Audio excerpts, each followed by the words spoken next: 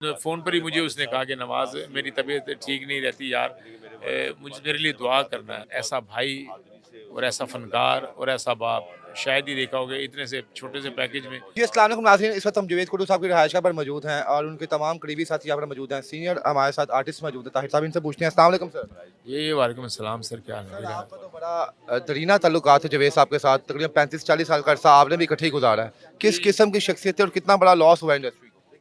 Sir शख्सियत के हवाले से तो ये है कि जनाब ऐसा मैंने दोस्त, ऐसा भाई और ऐसा फ़नकार और ऐसा बाप शायद ही देखा होगा इतने से छोटे से पैकेज में।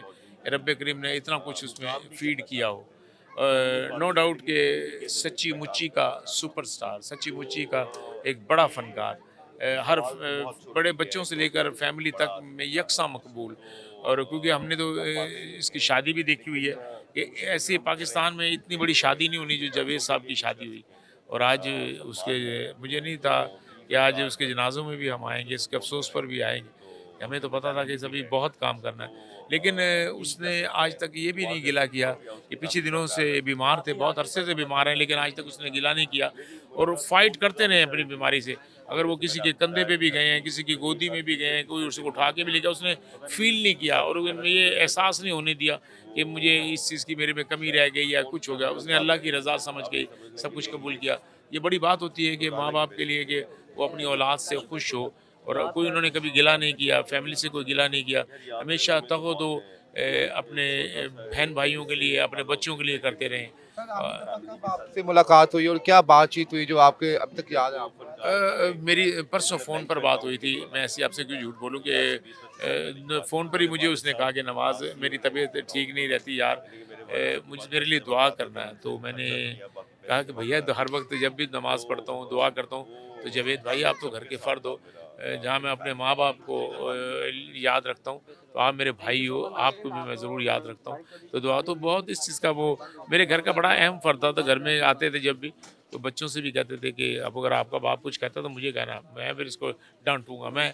तो देन ऐसा भाई, ऐसा दोस्त कम सर, ऐसा। आपने बड़े-बड़े आर्टिस्ट को अपने सामने बनते हुए देखा है और जो अब सुपरस्टार हैं, आप क्या समझते हैं जावेद साहब की कामयाबी के पीछे क्या चीज़ थी जो दुनिया भर में उन्हें मकबूल किया? और सर बात ये एक तो छोटा कद, दूसरा उनका वोकल, फिर दूसरी उनको आमद। देन ये नहीं था कि भई वो सोच के बोलना ये और माशाल्लाह उन्होंने बड़े-बड़े फ़नकारों के साथ आटा लगाया है। अमानुल्लाह साहब के साथ भी, तारिक जावेद साहब के साथ भी, बड़े-बड़े फ़नकार वो उनके सामने है, फिर वो घबराया नहीं वो। उसने प्रॉपर है ना, उन्हें आटा लगाया और परफ़ॉर्म किया और करके दिखाया है।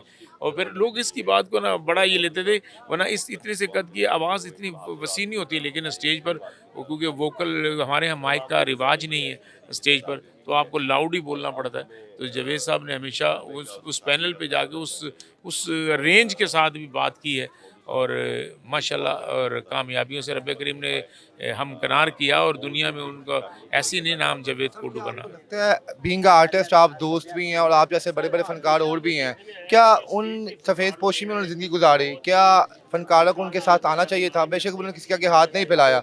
नहीं, नहीं भाईजान मैं आपको एक बात बताऊँ, ये तो अब ना फ़नकारों को आना चाहिए था। ये आप किसी भी फ़नकार को देखेंगे ना सर, इस टाइम नफ़्सा-नफ़सी का आलम है।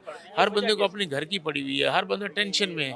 ये भी बड़ी बात है कि कोई बंदा किसी के बीमार में कोई पूछने आ जाता है या कोई दुःख-सुख में शामिल हो जाता है या सगे भाई से बहन-भाई एक-दूसरे से पूछने को तैयार नहीं है, तो हम किसी से कोई गिला नहीं कर सकते। लेकिन जावेद साहब ने माशाल्लाह जितना काम किया है, बड़ी-बड़ी मशहूरियाँ भी की हैं, ये भी की हैं, माशाल्लाह दोनों बच्चे भी, वो भी काम कर रहे हैं। लेकिन उन्होंने कभी किसी के आगे हाथ नहीं फैलाया और वो बड़े गैरतमंद फनकार थे और वो माशाल्लाह गैरत के साथ ही गए हैं जी दुनिया जावेद से। साहब के चाहने वालों को सर क्या पैगाम देंगे? सर यही है जो जावेद कोटू साहब के चाहने वाले हैं कि एक दफ़ा अलहम्द शरीफ 3 दफ़ा कुल वल्लाहु अहद पढ़कर जावेद कोटू साहब के लिए मग़फ़िरत के लिए दुआ कीजिएगा, उनकी बख्शिश का, ताकि वो ज़रिया बन सके। Thank you so much.